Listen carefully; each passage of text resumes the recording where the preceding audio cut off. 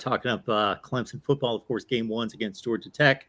So an ACC game right out of the gate on the road to a certain extent. It's a home game for Georgia Tech. So this is kind of a peculiar situation that we'll outline. So if you followed these neutral site games, folks, early in the season over the past 5 or 6 years, actually it's gone back way before that, but they've added that Monday game just in the last 6-7 years, something in that range, where they'll play a game in Atlanta on Saturday, match up to the best non-conference teams that they can get. Then they'll go to a Monday night game and do another game. And I forget, I think it was Alabama-Miami on Saturday last year, Ole Miss Louisville on Monday night. So they use the facility twice in 3 days and have 2 nationally televised games.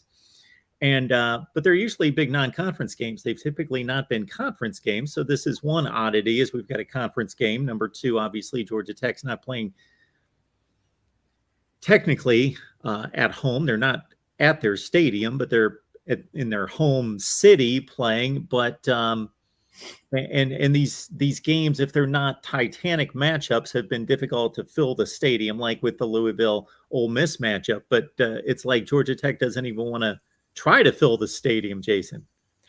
Yeah, if you haven't heard already, the whole top deck's going to be blocked off. They're only selling tickets in the lower deck, 42,000 or somewhere in that area. Georgia Tech did this same thing when they played North Carolina last year in the Mercedes-Benz Dome, and they pulled the upset and beat North Carolina. And their reasoning was kind of they didn't want to mess with that good vibes or good energy or whatever. Call it what good luck, call it whatever you want. They didn't want to mess with that formula.